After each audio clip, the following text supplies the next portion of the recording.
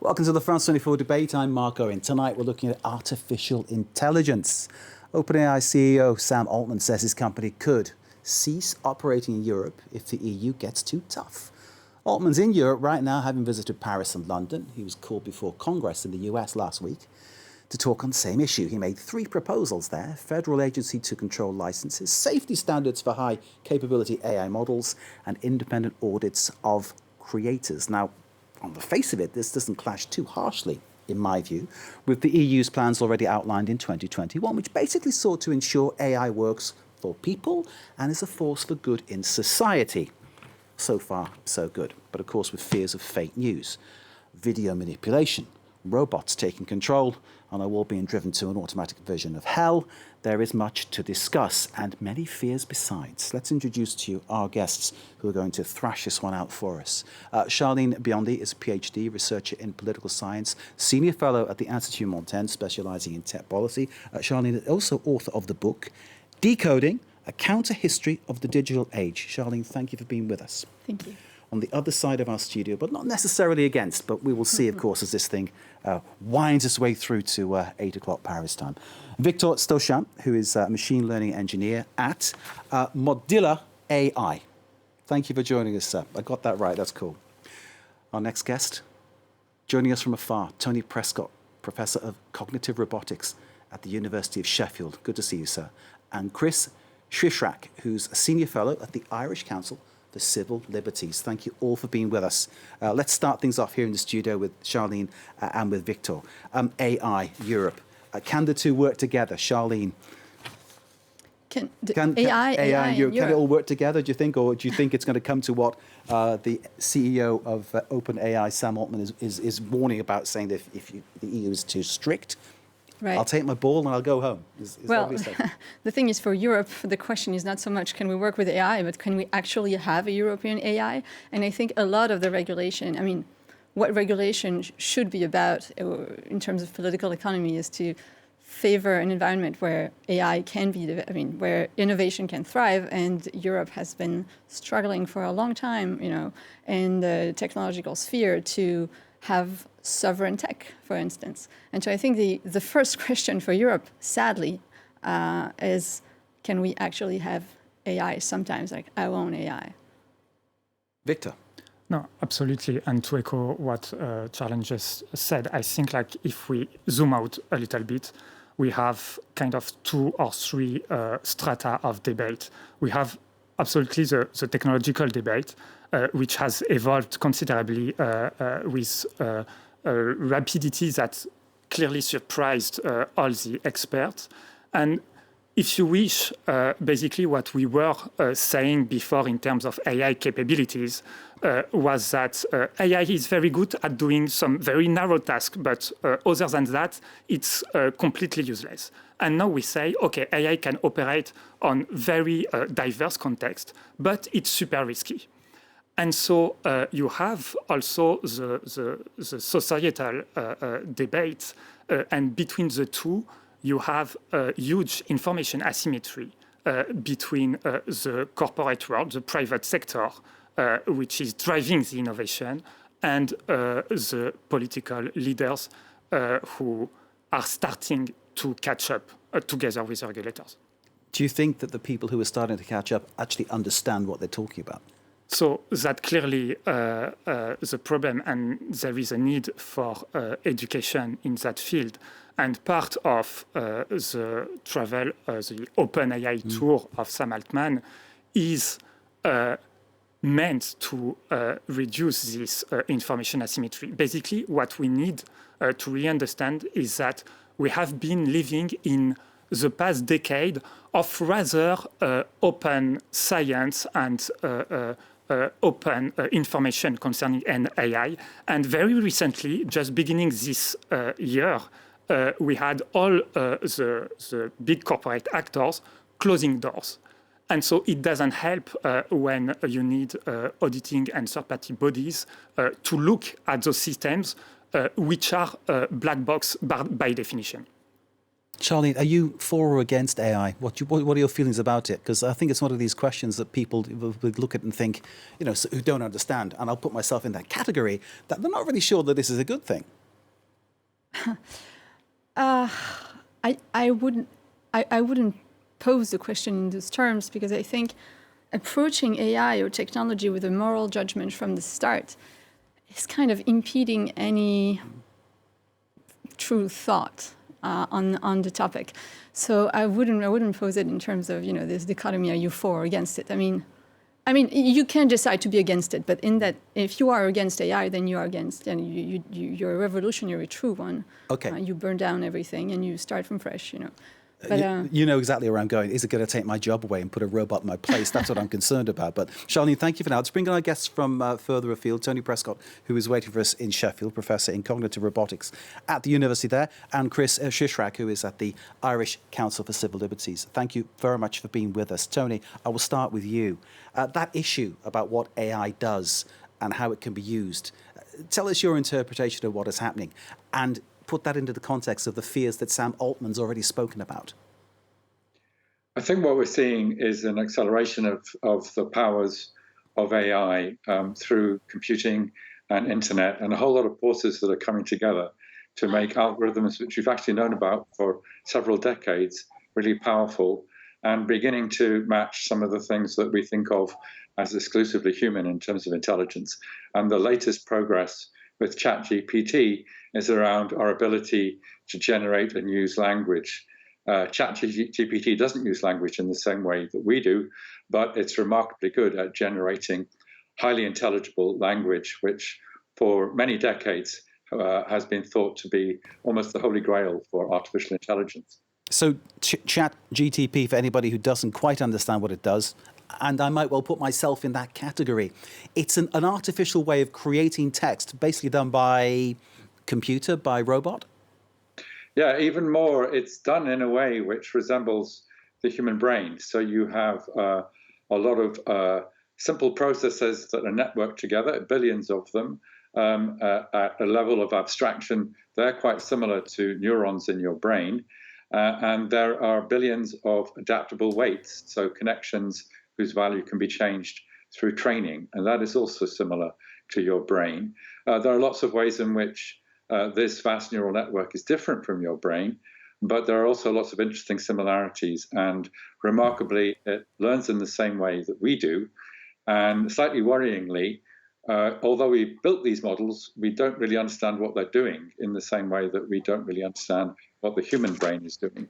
So it's proof that you can solve aspects of the language problem with an AI, but we really don't know why it's working. We know that it is working.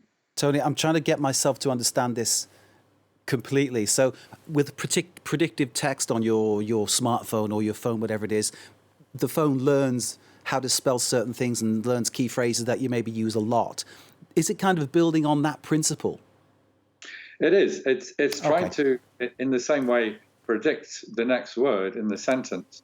But it's doing that in a very powerful way because it can look back over all of the words, certainly hundreds or thousands of words that have come before. And by predicting the next word in the sentence, it's, in a sense, predicting what should come next in the longer term. And that is why it can generate whole passages of text that seem to make sense and tell a story. And that's what people are surprised about. But in a way, it's not completely surprising because we've known about these algorithms for several decades. What's new is that we've trained an enormous neural network with a huge amount of data from the internet. Almost every word that's been written on the internet has gone into training these algorithms. And they're now very good at predicting what people might say, given that starting phrase or question that you give it. Indeed. So I can see that there are many positive aspects to this and obviously some that are less positive. Let's rest you for the moment, Tony. Thank you very much indeed. Let's go to Brussels where Chris Shishrak is waiting for us, Senior Fellow at the Irish Council for Civil Liberties. Chris, thanks for being with us. What are your fears about AI? I think it's not just about the fears, but essentially the risks. And a lot of the risks are not just futuristic, but we are already seeing some of the harms. And when we think of harms, we can think a lot. There are different kinds of harms, right? I think ChatGPT has been brought in here, but that's not the only kind of AI system around, right? That's what's known as generative AI systems, and in this case, a text generator. However, there are so many other kinds of AI systems, things like AI systems being used for migration control, and there are large-scale risks in that place, human rights violation risks there. It's not about just one kind of risk, but a range of risks. So discrimination, manipulation, all these kind of risks are already present, and we already see them. Indeed, we're seeing it increasingly in slots that we do here on France 24, where we try to debunk and decrypt certain things that have been manipulated by people for their own ends. Is your fear that that will grow, that will become something that is more easy to do as AI becomes more easy to use? What it does is there's the element of scale. So scale and accessibility. With more folks having access to these, you then come into the risk of misuse. Currently, a lot of the harms we're looking at are not what one might call as intentionally induced harms. They're used in certain contexts, and the deployers haven't thought through what harms could arise. But once you scale and increase accessibility, there's also the risks of misuse. So someone might intentionally use it to harm people. And we already see some of those examples as well. Indeed. As you're talking to us, we're showing images of funky robots looking great fun. It's a real contrast to the words that you're using, Chris, to explain the very genuine concerns that many people have. Before we move on, let's listen to Sam Altman, who is going to speak in coming hours here in Paris about the whole issue. But last week, he was called to the US Congress to discuss the matter. Let's take a listen to what Sam Altman, the CEO of OpenAI, had to say. My worst fears are that we, the field, the technology, the industry, cause significant harm to the world. I think that could happen in a lot of different ways. It's why we started the company. I think if this technology goes wrong, it can go quite wrong. And we want to be vocal about that. We want to work with the government to prevent that from happening. But we try to be very clear-eyed about what the downside case is and the work that we have to do to mitigate that. Sam Altman there, the CEO, Chief Executive Officer of OpenAI, the man behind ChatGPT, admitting openly that he sees there are problems, Charlene. The sign that he's looking for some kind of leadership from government to rein this in. Right. And I mean, what AI is, Sam Altman's company is showing us now is something that actually has always been the case with technology and innovation in digital technology. It's really always really hard to know what uses will be made of these new technologies. And this is why regulators usually, they're pretty divided in how to react when an innovation comes in or before it comes out. As to, usually until now, until AI, the position of regulators had always been, okay, let's kind of wait and see. And usually they don't even have the time to think about it because innovations come so quickly. The difference now is that with AI, the reason everybody's running and there is this race, not only from regulators globally, but also from the industry to say, okay, we have to develop a rule book to make sure that AI is actually good for humanity. Is because for the first time, we almost are certain that technology and digital transformation has the power to fundamentally transform how we live, and what it means to live, and what it means to be human, and what is good and what is wrong, and what is true and what is not. And this is, the potentiality of LLM, large language models such as ChatGPT, is really showing that. And what is striking to me and pretty fascinating from a political perspective is that we are not used as liberal democracies to ask these questions, because usually, asking what is good and how should people live, this is something that we refuse to do out of principle. It goes against every principle of, free society. And technology is forcing us, when I say us, liberal, forcing the political system to ask questions and to walk into a sphere where it is normally excluded. The government normally has no right to say what should the direction of progress be. The premise and the promise of our political system is that progress is individual freedom, including freedom to innovate and express whatever genius we have inside, like Sam Altman and And it does sound like genius. I don't think that is an exaggeration to use that word. I'm getting a couple of images in my mind. One is like the film Blade Runner, where you've got sort of cyborgs or whatever sort of existing. The other one is the idea that essentially we're all scared of change. Thinking back to, sort of in history when the printing press was invented, people called Luddites smashed them up because they couldn't take the fact that it changed. When the car was invented, a guy used to walk in front with a red flag so the car wouldn't go too quickly. I mean, this seems ridiculous now, but back in the day, that was something that was taken as a real decision to prevent the dangers that this might represent. Do you feel, Victor, that we are basically just scared of change? I think that change is happening at a scale where we don't have many examples in the past. The pace is really crazy. And really ChatGPT, before ChatGPT, generative AI was not really a well-known concept. So, for example, even in the definition of AI of OECD, we didn't have a mention of generative AI. And what we see, if we come back to the EU regulation, is that it completely disrupted the EU AI Act, so the text which is now debated in the EU Parliament, where basically it was framed in terms of level of risk. So based on the use case, you can assign a certain level of risk and then some kind of conformity assessment. But with this technology, which is completely general purpose, so it can do many things, it doesn't just enter in that frame because you can't really determine the level of risk of those systems. So you have to wait for developers to align those systems, to adapt those systems on a particular use case. And obviously, there is also an asymmetry of resource between those developers who are generally less skilled than the AI providers. And so if the audit, if all the burden, the regulatory burden is focused on the developers because of this different level of risk and of this framework which was designed before generative AI, then it won't work. It just won't work. Thank you very much indeed. Let's bring in Chris and Tony from Tony's in Sheffield, Professor of Cognitive Robotics at the university there. Chris is from he's a senior fellow at the Irish Council for Civil Liberties. Tony, starting with you, I was evoking the Luddites and then, of course, the Red Flag Act, walking in front of a car back in the 1800s, I think it was, early 1900s, to stop people being knocked down by the cars. Are we at that kind of point here, do you think, where we're coming into something which is a technology that we don't understand, a technology that really has amazing limits, but we find it hard to get our head around it? Yeah, I mean, it is as important a technology as the car and the printing press.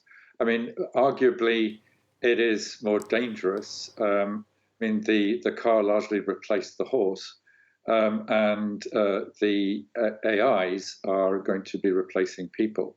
And this isn't a new trend. We've seen really since the 1980s that productivity has increased through computing and then the internet.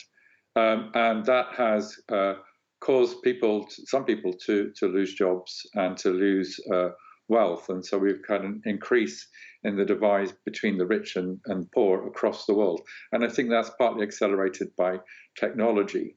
And the risk is this accelerates it even more, and that people that have rewarding jobs could potentially lose those jobs, and a smaller number of people are benefiting from the resources and the productivity increases that AI is bringing.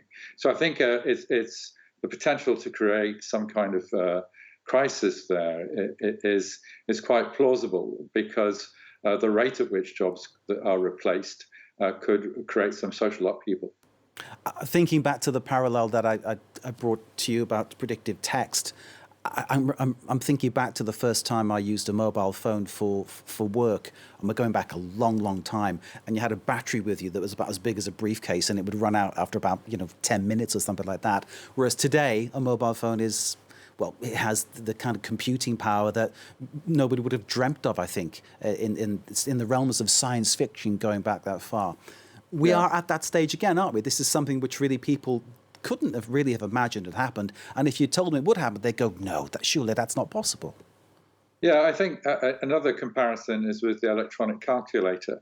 If you're old enough as I am to remember, before we had calculators and we had to do arithmetic in our own heads, and then calculators come along and nobody does sort of arithmetic, certainly with large numbers anymore. And so that was a really enabling technology. And arguably, ChatGPT does the same for language. So we can see real benefits in terms of scaffolding human intelligence, making us more productive in having this fantastic tool, which is like an electronic calculator for language. So I think on that level, it's potentially really valuable, but it's very difficult to see how this is going to be rolled out without having lots of potentially damaging impacts, particularly on people's jobs. And I think that's the thing we need to look at most imminently to ensure that this is benefiting people and it's not making people lose their livelihoods for jobs that they enjoy doing and that are really rewarding. Indeed. Many things could change. Tony, thank you very much indeed. Let's go to Brussels where Chris is waiting from the Irish Council for Civil Liberties.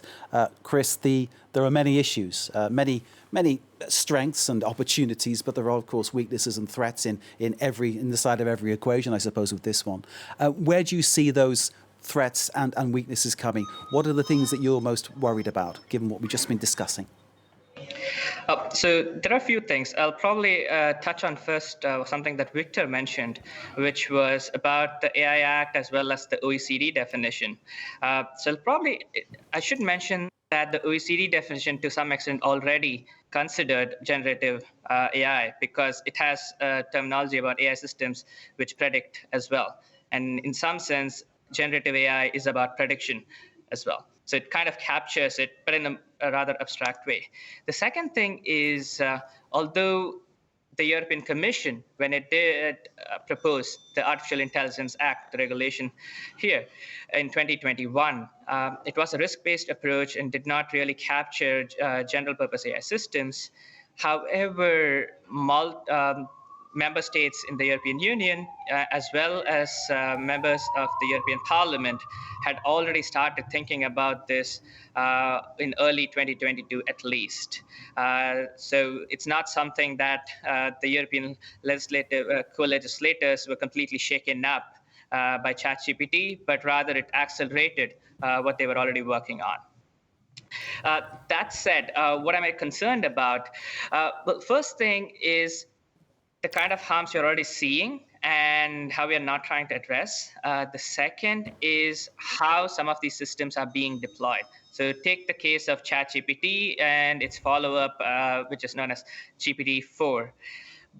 Both of these, for instance, have been deployed at scale, so people around the world can access it. However, I would say they've been deployed in a very irresponsible way. Some of the guardrails that could have been placed have not been done. And when Sam Altman says that governments need to do something, I think that's great to say that. But on the other hand, that does not relieve the company of its own responsibility. And the current deployment, the pace at which they are trying to deploy with fewer and fewer guardrails, and in fact, some of the guardrails which could have been done, harms that have already been shown with going back to what is known as GPT-3. This was back in 2021, so quite a time back, and some of those issues are still in these systems, and they continue to deploy them. So I think these are the kind of things that I'm already concerned about. So it's not necessarily about right down the future, but we first need to fix some of these issues already. Chris, can the EU manage to keep control of this, do you think? Because you can come up with rules and regulations, but obviously there will be some people who will ignore them for their own purposes and for their own seeking to manipulate whatever they're trying to do.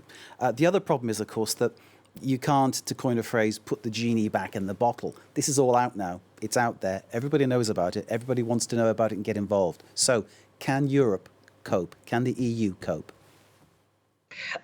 Well, the question is what kind of these systems and in what form. And whom should these AI systems serve, right? I think there's this question about the potential for people losing their job.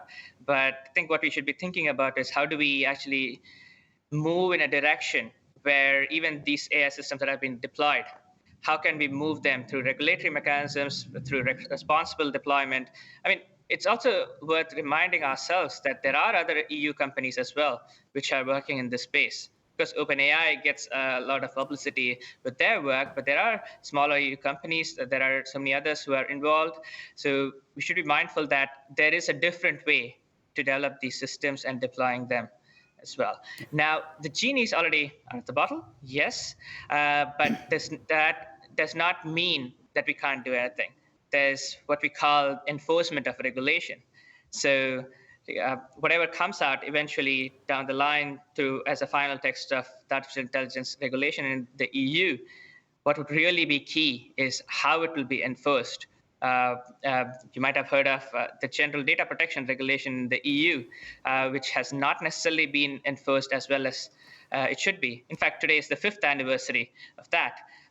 If we follow the same, if we run the same way in terms of poor enforcement of our regulations, then I think we should be really concerned.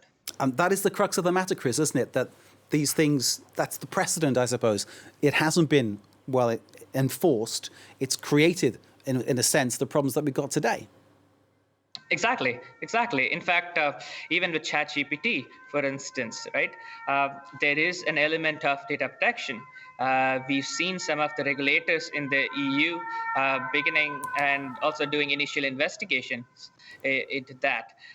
However, there was no real investigation into some of the older versions of the same. So GPT-3, which was a slightly earlier version of ChatGPT, there were no investigations that we know of into the data protection issues there.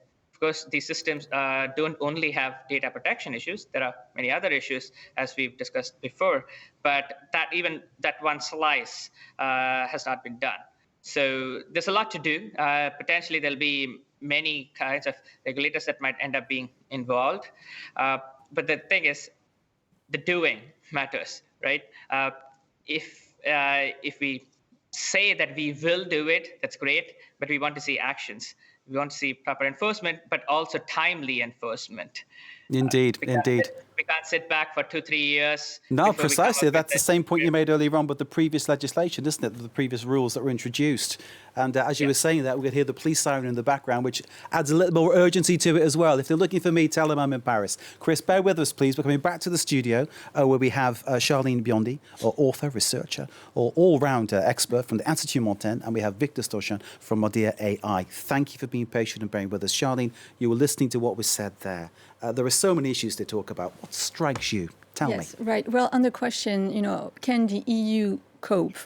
It's been mentioned earlier in this debate how technologies like ChatGPT can really improve our productivity, and it's really like having your brain on steroid when you can really use it. And you have cases of what are called so-called power user of ChatGPT who can now have 3 to 4 jobs and complete them all. There are success stories like that in the US, and they are really you really have. And it's going to increase a major difference between power users of ChatGPT who know how to use the technology, who master it, and the rest of the population who might actually lose their job. But this is the same for states and for jurisdictions. So what we are seeing, and that's the major problem for the EU, you have states that are becoming power producer of AI industry. And then you have other jurisdictions that might be left behind. And that from a geopolitical perspective, this can create a whole new set of risks, imbalances, political upheavals that we can hardly anticipate today. And is this upheaval something that would be created by the manipulation of the media? I mean, potentially, who knows who could use what technology to achieve what. But you can basically anticipate that any sort of misuse of technology right now can be put on steroid, just like our own productivity, thanks to similar technologies as ChatGPT. You could have disinformation at a much larger scale. But most importantly, I think the fundamental problem for the EU is that technology is fundamentally a strategic asset for its defense, for its security, for its capacity to govern a population, to gather data, including very sensitive data such as health data about a population. Those are essential information for proper governance.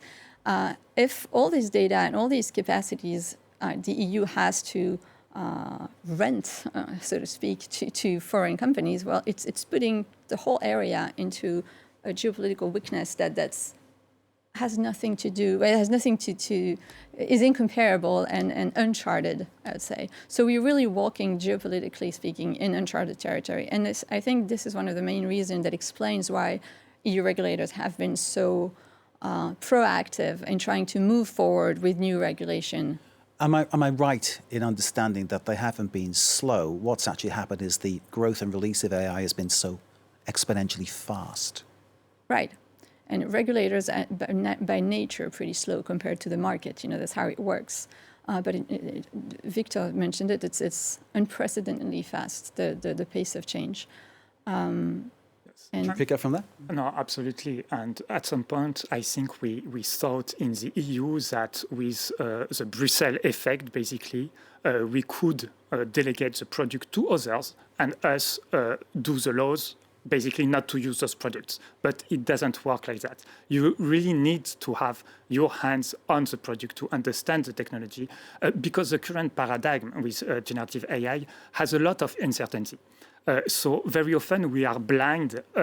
We don't know where the model can be failing, and evaluation is currently really broken. Meaning AI is a discipline which is nothing like a science. It means that we don't have really a grounded theory. We don't have, to some point, a way to experiment because you need to have access to a certain amount of resources, of compute, and for the biggest model, it's like really expensive.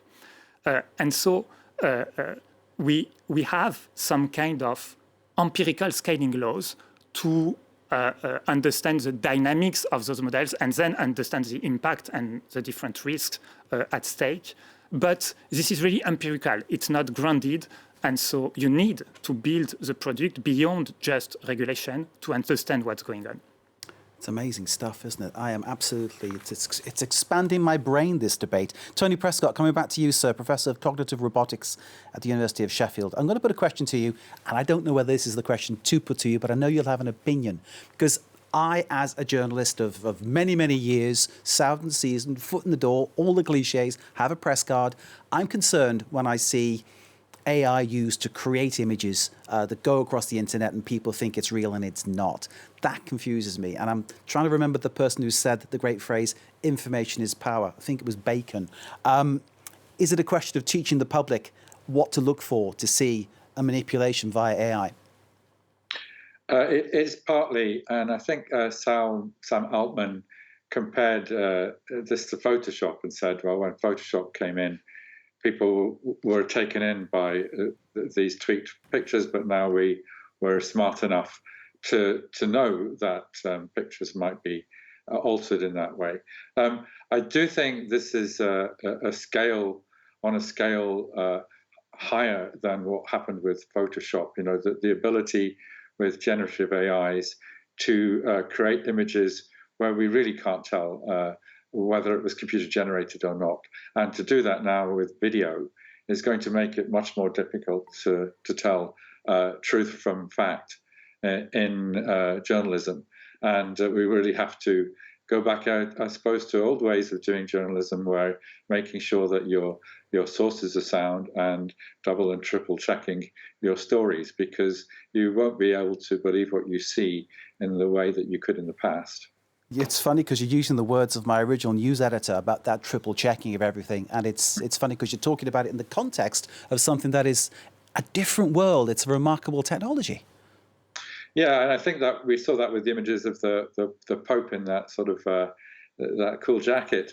And I think we can expect more and more of that, and there can be regulation around that, but the regulation won't necessarily prevent people generating these AIs. So we're going to have to live in this world where what's real and what's not real are harder to distinguish.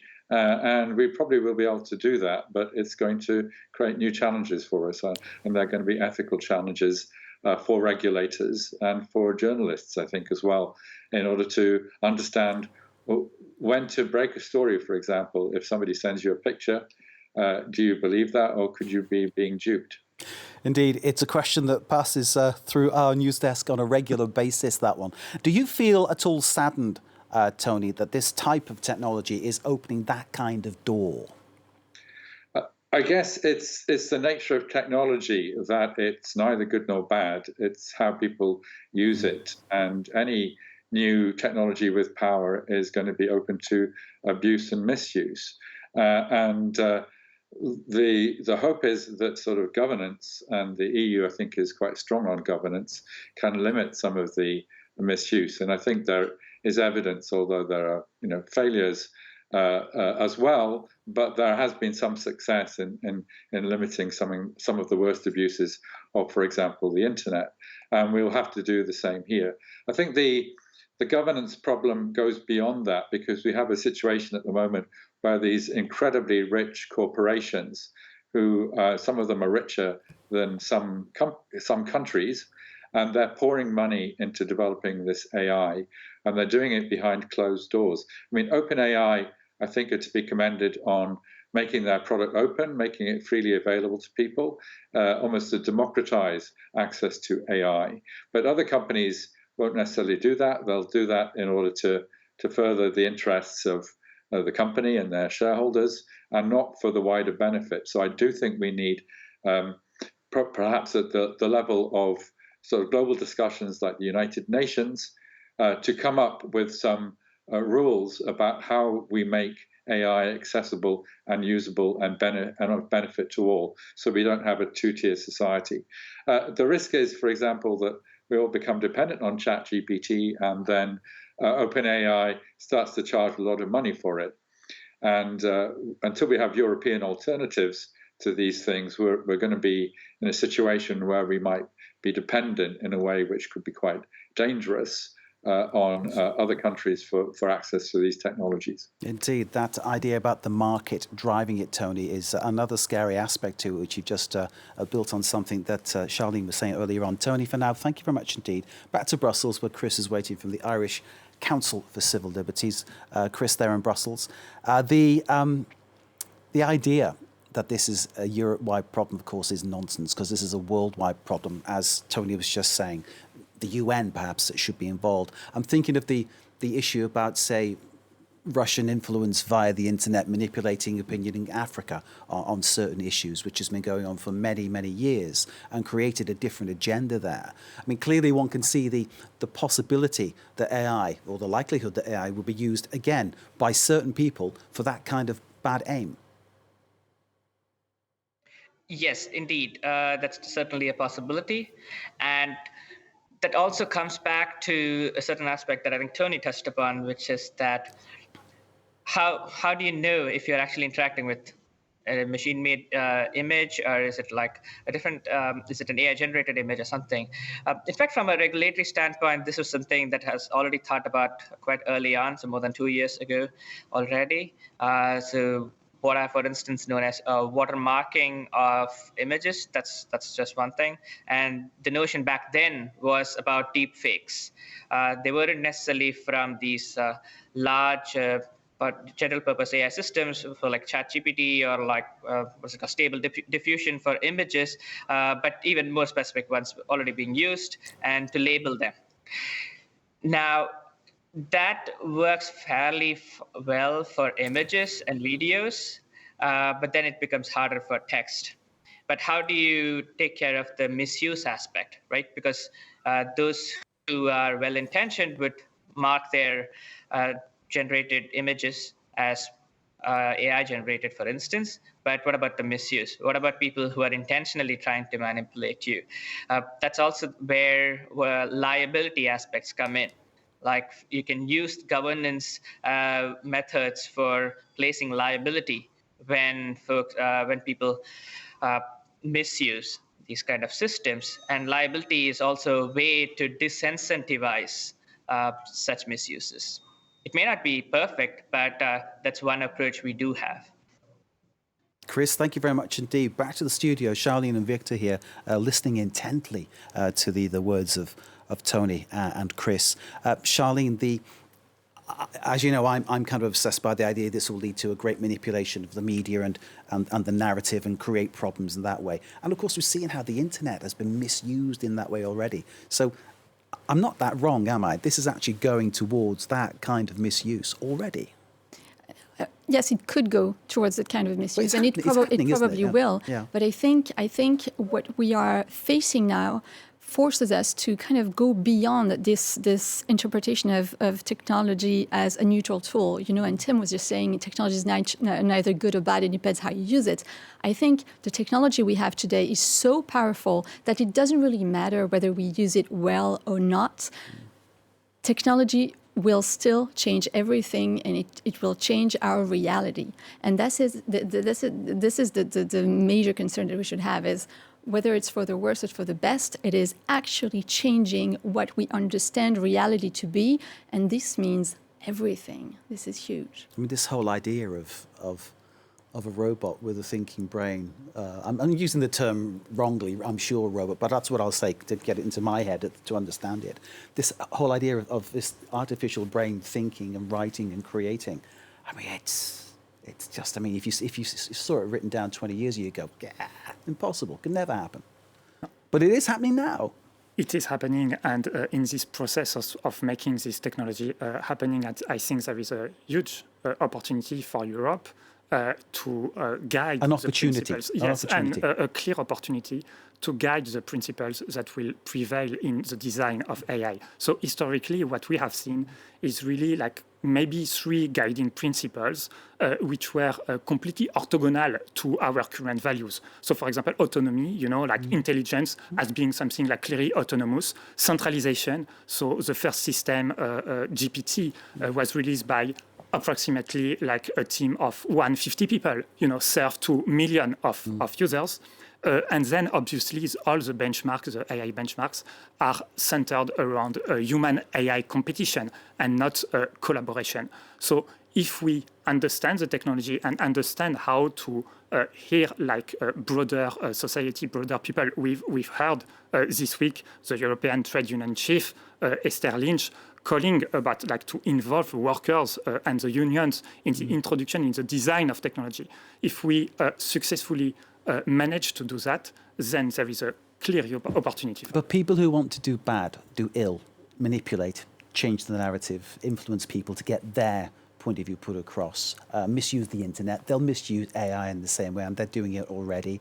What's to stop those people doing that in Africa and creating a whole series of potential military coup situations to sort of stimulate and push and get what they want to happen geopolitically? There's no way we can control that, is there?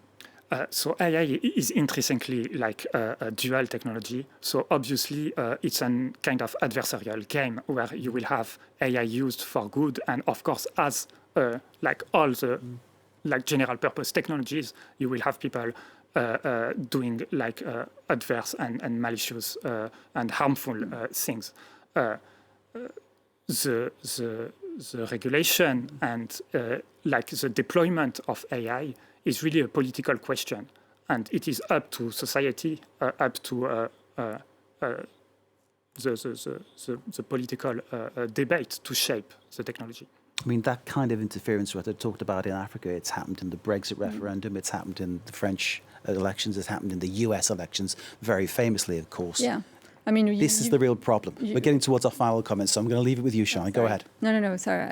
I was going to say, there is now a sort of technological crime, right? So, of course, I think what we are seeing and what is about to emerge is some kind of, hopefully, standard-setting bodies, international standard-setting bodies, setting rules for a form of harmonized uses of this technology globally. How efficient can that be? Well, which is just like in the financial area and financial crime, you can't control everything, but you can try. Indeed. And thank you, Victor, for this last word of optimism. Well, let's hold on to that bit of optimism, but not completely erased the idea that there could be something pessimistic ahead. Charlene Biondi, thank you very much for being with us and sharing your thoughts. Thank you to Victor Stochan as well. Thank you to Tony Prescott joining us from Sheffield, where he's Professor of Cognitive Robotics. And thank you to Chris Shrishak, Senior Fellow of the Irish Council for Civil Liberties. Most of all, thank you to you for watching wherever you are in the world. This is the France 24 debate. Do stay with us here. More news today.